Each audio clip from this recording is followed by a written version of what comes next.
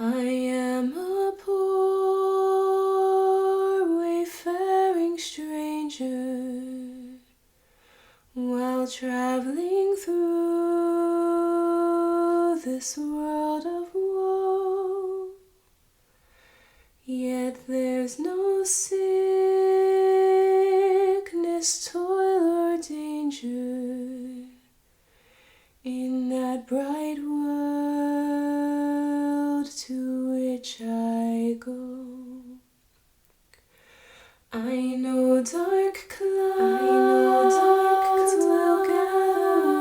will gather round me. I know my way is rough and steep, but golden fields lie out before me, where God's redeemed shall ever sleep.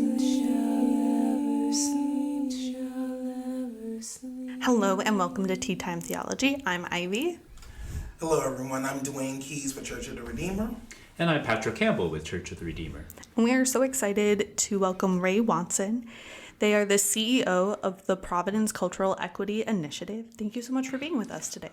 Thank you for the invitation. Very happy to be here today. Yeah, absolutely. So we thought it would be helpful to sort of end this season of Tea Time Theology talking about the history of urban renewal. We've heard a lot of individual stories that were impacted by that, and now we think it might be great to have a real look into what was happening in Providence during those times. Very good. Yeah. If you want to just jump right in Sure, with your no problem. historical knowledge, you Yeah. can start wherever you think makes the most sense. You're Sure. the expert. So for me, this is a very personal story and narrative and experience because my family is generational. Actually, you could probably say we're the first peoples of Rhode Island, of Narragansett, but also with African American heritage as well. And my family was living in this Lippet Hill neighborhood at the time when urban renewal took place. So for those who aren't familiar, Lippet Hill is the area where adjacent to Hope High School, where University Heights and Martin Luther King Elementary School is. One of the things that is really important, I think, to recognize is that when they talk about urban renewal, it's often been called Negro removal. That term Negro is kind of a collective term that was used for indigenous and African heritage folks who were living together at the time, who had come together to form communities. And then you can look at the history of how those communities came together. But what we found in the work that I did, and perhaps we'll talk a little bit about that later on, the work we did with the city of Providence, was that these communities, which were collectively indigenous and African heritage folks, they were targeted because of that. So you had these communities living adjacent to primarily European communities, all of the same sort of socioeconomic background, all dealing with the same challenges of trying to, make your way in a society that's not necessarily supportive of people without money, without resources. But these Negro communities are targeted for urban renewal. And one of the things that they did was mislabel them as slums. And as we looked into it, you have to ask the question, well, what qualifies a community as a slum? What about this community makes it a slum that you can decide to use eminent domain to take property from it? And we didn't really find any sort of qualitative data that differentiated these communities from other communities. It really just seemed to be that they were Negro communities. Now, speaking to the indigenous experience, because it's very relevant, for those who may not be familiar, in 1881, the Narragansett Indian tribe was detribalized. And when you look at the Narragansett Indian tribe, it was primarily Narragansetts and Niantic people, but they were also connected to several other tribes, going all the way back to the King Philip's War in 1675-76, who had been disenfranchised from their lands and kind of pushed out of territories. They eventually began to assimilate back into the European society at that point, and a lot of the families who were down on the reservation just simply couldn't There was no work down there. There was no real place to make a livelihood. So a lot of them moved back up to the Providence area. And as they move up to the Providence area, they're starting to interact with African heritage folks.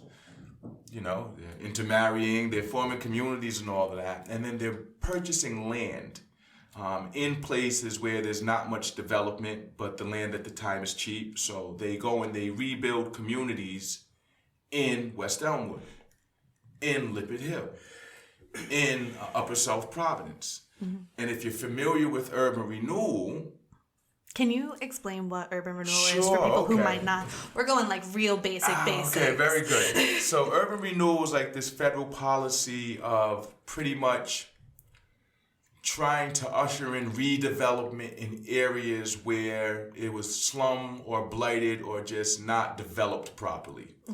So on its face value, it sounds like a really great initiative. You're going to get some money. A lot of it was done through the Federal Highway Association, I think, with funds through that. So it was like a transportation sort of thing. And it's basically targeting these underdeveloped or underutilized areas to run highways through them so that more commerce can be promoted. At this time, I think they were also promoting suburbanism and, you know, so the cars coming around. So we want people driving and, you know, we want them to be able to get into the city to work from their new places where they're living out in the suburbs. So these highways are going to be really great opportunity for commerce and employment and all that. But of course, you have to find a place to put these highways. And one of the things that I did in my research, looking at the same time period, was look at the route that like a 95 North took and what areas the highway was allowed to go through, and more importantly, what areas it wasn't allowed to go through.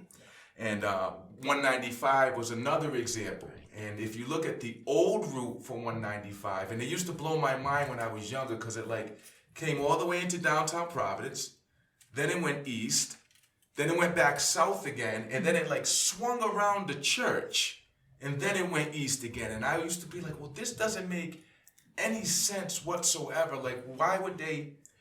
Well, when you start to look once again at which communities were targeted during urban renewal, particularly for highways to be placed, it's the Cape Verdean community in Fox Point. It's the Negro community in Lippert Hill. It's the Negro community in West Elmwood. Now, tying that back to the indigenous experience, once again, you detribalize. Well, first of all, you have the King Philip's War, where you're just taking the land from the indigenous folks. You have the detribalization in 1881, where you're taking more land from them and forcing them onto reservations. They're moving from the reservations up to Providence. They're connecting with African heritage folks.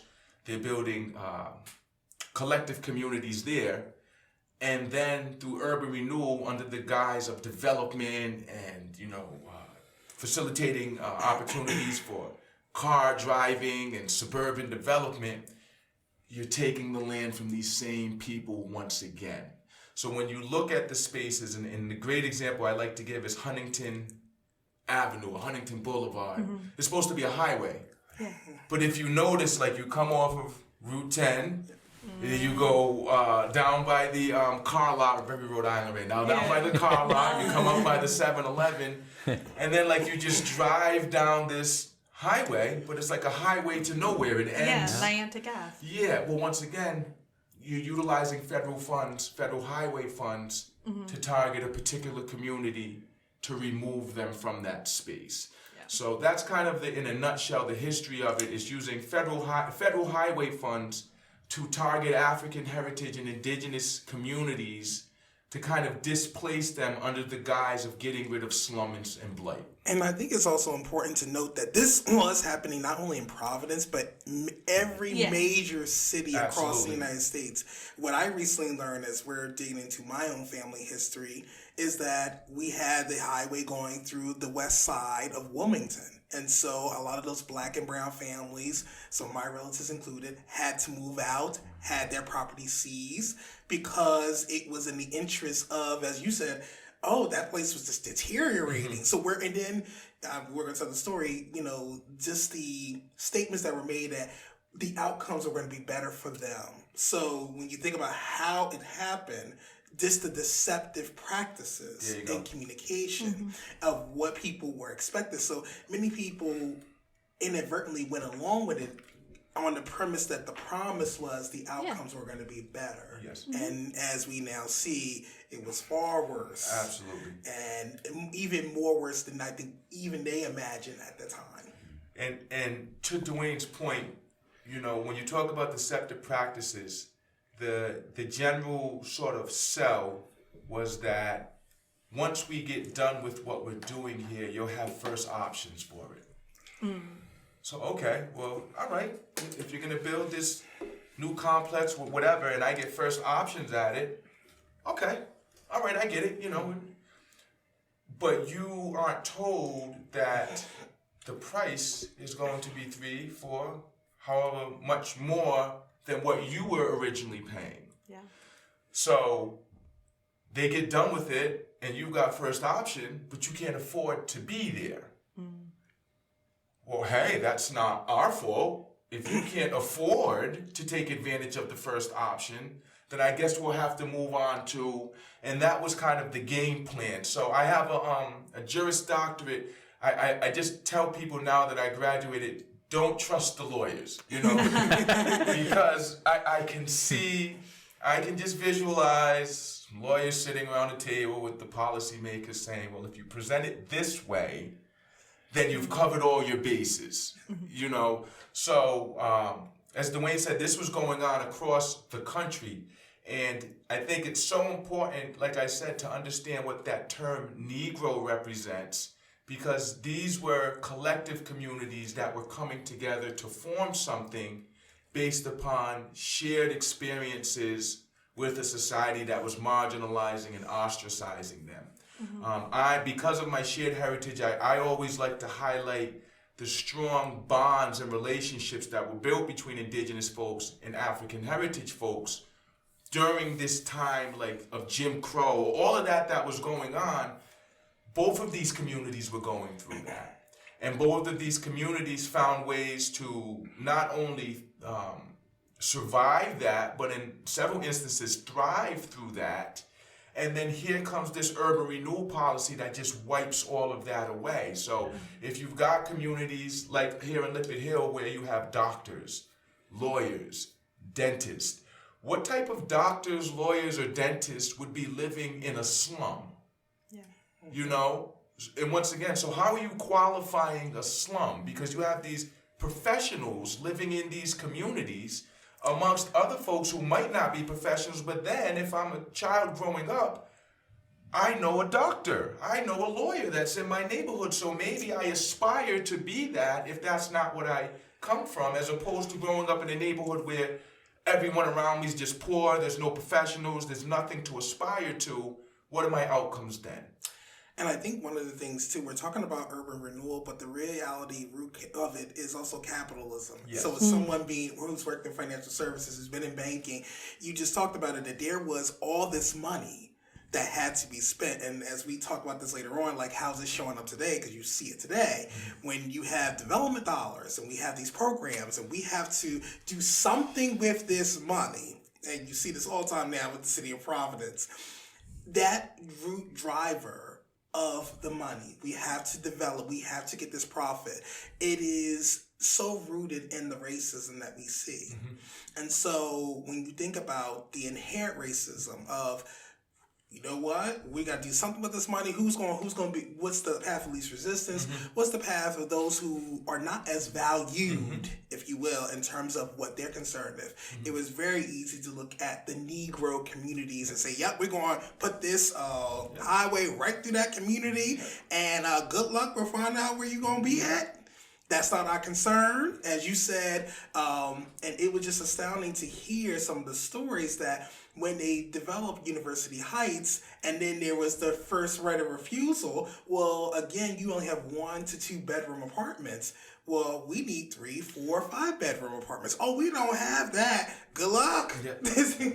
So just, you're thinking about the driver of it, the money. That has definitely been the consistent path of driving this exclusion and the harm that's being done. Absolutely. And you can, once again, I mean, who wants to argue that development isn't a good? You see the game that gets played? Who wants to argue that having more and better is a bad thing? So you have these sort of blanket sort of comments and statements and, you know, wrapped in this idea that it's going to be better, when in the background, very intelligent people making very specific and targeted decisions on how they're going to spend money and who is going to bear the brunt of the outcome of how that money is spent. And then when you're dealing with disenfranchised populations, you know, who knows lawyers that can fight? Who knows lawyers that can articulate? Who has relationships with politicians that can get the politicians to say, hey, wait a minute, no, that shouldn't happen. You know, if you don't have those relationships, if you don't have that power, you're done for pretty much, because those who do have it, those who have been in these backroom conversations when the plans are going on and the decisions are being made and promise this and promise that, they're going to look at it like, well, what are they really going to do if we do it there? And once again, the flip side to that is we're going to make all of this money. There's going to be all of this development that goes on. There's going to be, I spoke to, when we were doing our interviewing for the project, one of my good friends, he's actually a judge up in Mass now, but he grew up in University Heights, and he's Caribbean. But he said, you know, looking at how things played out, even though my family would have been considered Negro, they came here to go to college and university. So we actually may have benefited from what took place with the original communities that were here. So now you're also in a space where you can bring in, the term we like to use is skin folk. You can bring skin folk into a situation with a very, very different experience and then say, well, see, it's not racist. We've got some black folks here. But these are black folks, once again, who are here because they've gotten into Brown University. So that's a different type of, if that's the proper term, type of black folk from the ones who are growing up in this community generationally, who have just always lived here on the east side, who have, you know, always just been here for 3-4 generations. That's a different experience than someone who's had the network and the ability to get into Brown University. Yeah. Does, and this might be a weird question, but does Brown's like expansion in Providence also feed into urban renewal? Because it feels like at this point, not they own like half of the city. Whether that's good or bad is not for me to say, but they do own a lot of land in Providence. So, you know, and speaking as the college student who came from another state, who in ways did benefit, because I have to acknowledge my privilege in that. I will say that now, as you look at it, it wasn't, at that moment, you're a university student. I'm here to go to college. There you go. Yeah, I'm living off campus. I'm just surviving myself. And so now when you look, oh, yes, they are getting all this property. Tax-free, mind you. And yes, you can talk about the payment in lieu of taxes, which then when you do the calculation, I think it was their agreement, most recent agreement was the next 20 or 30 years. They have that set in stone, and no other future city council member can challenge that agreement. So they have it locked in that, yes, we are a benefit to Providence. And I don't want to negate the whole experience. Yes, they are. They are a benefit in many ways. And at the same time, there is harm that they are doing. And I want to say it's a mixture. Some of it is intentional. They know what they're doing. Some of it may be, you know what, again, I always say that when you think of this issue of inherent racism, anyone who has understanding of the racial wealth gap is that the majority of those who have the wealth are white people. So when you make these decisions based on money, no, you may be on the surface thinking race neutral, this benefits everyone, but the reality is it's what's called disparate impact. So you may not have intended to harm black and brown folks, but because of the way in which you're operating and that whole legacy and systems of oppression, it's now still having that same negative impact. So why is it that we have our struggling Providence public school system the way that it is, and yet you have this Ivy League school, Brown University? And so why would you're sitting here struggling like, wait a minute, how can you have this very challenging school system that's linked with New Orleans and Camden, New Jersey as being one of the worst school systems in the nation, with an Ivy League school right in the heart of Providence? Why isn't that university helping? And then, let's not even get started. What was that $10 million payment? It was back in 2005 or 6. They had promised that they were going to give the city of Providence or Providence Public School System money. They sure did in 2020, 2021? And I sat there and I said, well, you know what? You're giving that promise later on. Is that including the lost interest and compounding for that? Oh, no, just that payment. We did our part. And it's kind of was like, leave us alone. See, we helping. So it just doesn't compare to the true value and net worth and the amount of money and resources that they could be doing. And I just want to touch base on what Dwayne shared about his experience, because I think that this talks to the systemic level of what's going on. Because why shouldn't Dwayne, who comes from similar background as young folks in Lippitt Hill, be able to come and take advantage of an education? Why shouldn't he be able to do that? Of course he should. So this is where the deviousness comes in, because knowing what Dwayne's gone through, you're now able to take Dwayne's circumstances and utilize them as a cover for what you're doing here.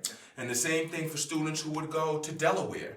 Yeah. Why shouldn't I be able to go to the University of Delaware and get my education? But what the University of Delaware and those folks who are impacting the Negro populations there are doing is utilizing me as justification for what they're doing there. So it becomes this like network. Yes. And I think that that's really what people have to understand, and Dwayne brought it up. This was a national policy that was going on. So we can't look at it as, well, this is just what took place in Providence. No, there was national conversations around which communities should be targeted, what the outcomes would be, and how you could effectively address those outcomes and excuse what was going on. So that's, I think, one of the main things that really needs to be understood. And when we get to talk about like the ongoing legacy of it, that's what the feeder should be. Because in the work we did, we said, well, we don't want to target our work on slavery, because then you run into those arguments, well, no one was alive back then, and how do you...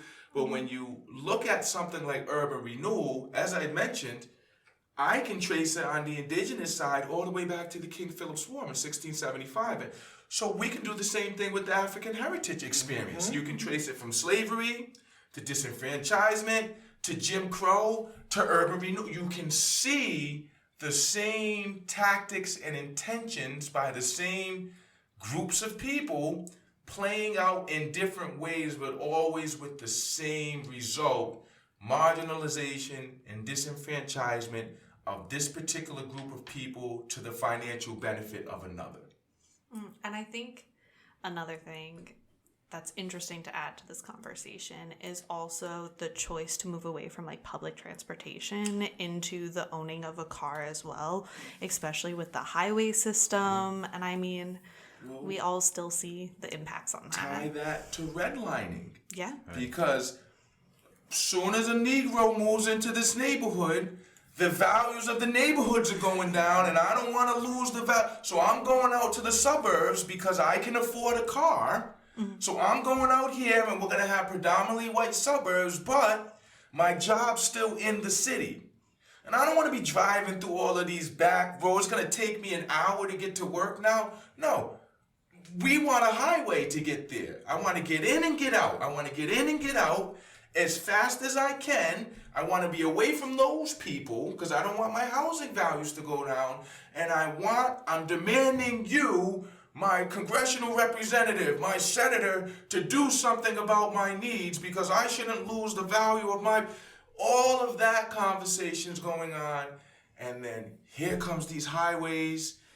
All of a sudden, you've got trillionaires from the auto industry because everyone's got a car now, And then I think what's really interesting, and we're probably getting into contemporary, now you're starting to see a lot of these older folks who bought the houses out in the suburbs. Well, why do I have to still live in the suburbs? All of my children moved out, and I would love to be living in downtown Providence. Now, if you're familiar with the history of downtown Providence, when I was growing up, you didn't go there after dark.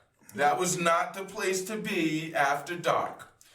You let the artists move in because the artists, many instances, don't have a lot of money, so they're buying and they're beautifying, and all of a sudden, downtown's the place to be. Right.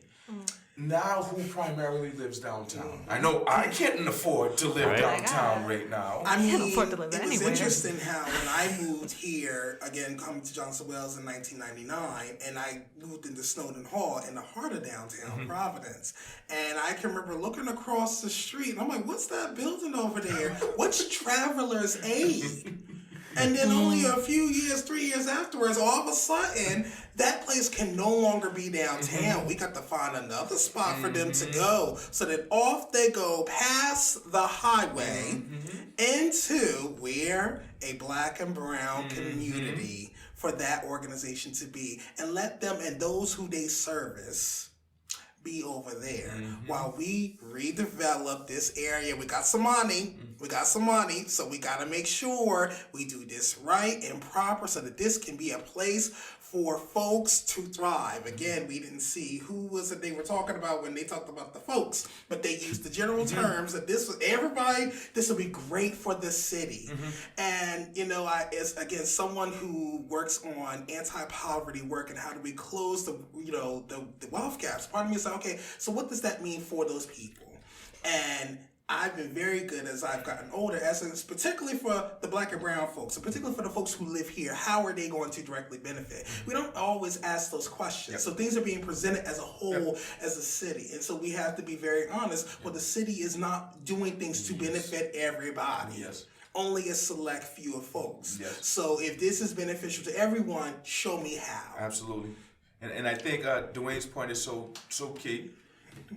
Dwayne Key's point is so key. I think we, as representatives of these communities that have been historically marginalized, disenfranchised, we have to be more strategic and more intentional in our conversations. I think that part of the problem has been this notion that what's good for everyone will be good for us. And we just want an opportunity, and a seat at the table, and all of those buzzwords that have been utilized that I don't need. They're just in one ear and out the other with me now, because what does that exactly mean for me and my community? I don't want to hear that downtown development is going to benefit Providence. Which Providence? Right. Who in Providence is it going to benefit? Because I'm not foolish enough to believe that we're all the same Providence. Once again, in this, I recall maybe about 10 years ago, there was all of this conversation around rezoning. And it still blows my mind to this day. Former Councilman Kevin Jackson wanted to pull in some of the neighborhoods over in North End because before 95 North went through it, they were all connected. If you're familiar with kind of some of the social issues going on in the city right now, there's a generational rivalry going on between here and the East Side and Chad Brown. But when I was growing up, and from the generations before that, those communities were like this before the highway got run through it and they got separated by a highway. So he wanted to pull some of the homes and residences on the other side of the highway over into Ward 3. They were similar socioeconomic status as right here in Mount Hope. And the argument was no, because they couldn't jump natural barriers and they considered the highway to be a natural barrier. which, okay. But then simultaneously, Fox Point jumped the Moshassuck River to take in downtown. And it was like, well, how is the river not a natural barrier, but the highway is? So when we look at, once again, these policies and these choices that are made and who's impacted, we can't expand the ward to include more people who are the same socioeconomic status as the people on this side, because that's a larger voting block, right? And what if they all vote in their own interest, not in the interest of the city? But we can jump it to pull in downtown where all of the commercial development's going, to connect it with a community that's highly affluent, highly resourced, highly networked. Why? Because it benefits Providence. So it's like this double speak that's going on all the time. And along with that, with the ward boundaries, redrawn, which we just went through, but went through again 10 years ago, at the same time, just as you said, what they did with Fox Point, Ward 11, which was again predominantly black and brown, and had parts of downtown Providence, all of a sudden they said, well, you know what, those parts of downtown Providence, we need to combine those with the Fox Point area, because they're all one together collective. So you guys, you can just stay over the highway. You don't need to worry about that area. It's going to be it'll be easier, as the term was used, for combining those areas together as a particular political jurisdiction. It'll be easier. They didn't say how, but it was going to be easier in terms of grouping those areas together. And if I could, just the lawyers, what does easier mean, and easier for who? Because it most certainly has been easier for someone. It's been, but who is it going to be easier and for? As the banker, I can say, look, we try to spend this money, okay? We ain't got time for all that red tape. We need to get these loans and this interest payments. Yeah. We need to make this money. And that's the other thing, and for the listeners, I am a capitalist. I want that money, but I also want everyone else to be able to benefit too. There you go. Everyone has to have some sort of benefit and gain from what we're doing in this initiative. If I am doing harm, I'm sorry, I have a conscience. I can't do something that I know knowingly is going to do such harm. And yet, as you saw back then with the 30s, the 40s, the 50s, and so on, you still have people who have a lack of conscience on what they're doing. Or because it doesn't directly impact them, as we saw, well, they weren't living here. So they can make those decisions, go to whichever community that they were living in, while all of us who were living here at that time had to just bear the brunt of it. And I do want to acknowledge that as well. I think a large part of the pushback is often from people who are benefiting. Well, that's not what we intended, or we didn't know. And I get it, and I respect it, but that doesn't excuse the harm that's done. And I think that if people try to focus on what their intentions are rather than what the outcome is, we're always going to be in an issue. If I go to a doctor and he doesn't intend to amputate my arm, but that's what ends up happening, I don't have an arm. Cool that you didn't mean to, but I don't have an arm now. And I think it's that logic we need to apply to when we're looking at initiatives and policy that impacts particular communities. Your intention might be good for you, but it does nothing for the people that are harmed and disenfranchised and marginalized by the outcomes of what takes place. Yeah, I mean, really, I always say there's intent and then there's impact. And you could have the best of intentions, but if your impact was this, that's really what it comes down to it. And so part of what we see with policy, and as we can see then as it happens today, the focus is on intent. This is what we're trying to do versus, is this what we want to have happen? And I feel like that's a great place to pause because we're starting to talk about intention and how it's impacting us today. And that's going to be our next episode. So thank you so much for starting this conversation. And Ray, if we wanted to connect with you or support the work that you're doing, how would people do that? Sure. So you can check out the Providence Cultural Equity Initiative's website, www.provcei.org. And if you want to communicate or touch base, hello, HELLO, at provcei.org. We've got some really good things going on, which I think in the next episode I'll be able to talk a little bit more about. But yeah, check us out through our website. Yeah, absolutely. And Dwayne and Patrick, I'll let you guys plug your world as well real quick. Great. Well, this has been an excellent experience. At Redeemer, we do have our racial reconciliation and anti-racism ministry and that work that's going on. So this conversation is just part of the many projects and focuses that we're having on how do we have a closer, loving community that's healing and reconciling these harmful yet very informative and educational experiences.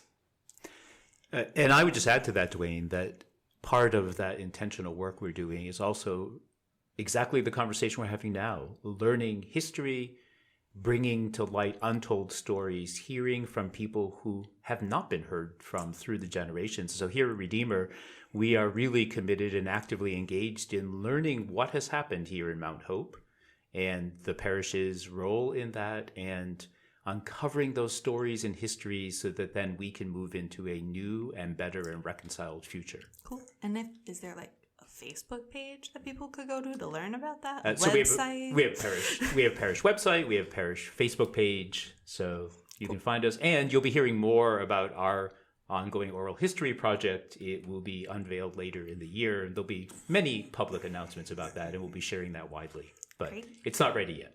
It's in process. Thank you all so much. I'm going there to see my father. I'm going there no more to roam. I'm only going over Jordan. I'm only going over home. I'm going there to see my Savior, to sing His praise forevermore. I'm only going over Jordan. I'm only going over home. Thank you for listening to Tea Time Theology, a ministry of St. John's Cathedral in Rhode Island. We would like to thank our producers, Ivy Swinsky and Taylor Wilkie. Special thanks to Mariah Akande and David Hines for this season's music. Additionally, we would like to thank Dwayne Keyes for co-hosting this season and the Reverend Patrick Campbell for consulting this season. Our sponsor, the Episcopal Diocese of Rhode Island, and the Right Reverend Nicholas Knisley, as well as our guests today. Follow us at Tea Time Theology on all social medias.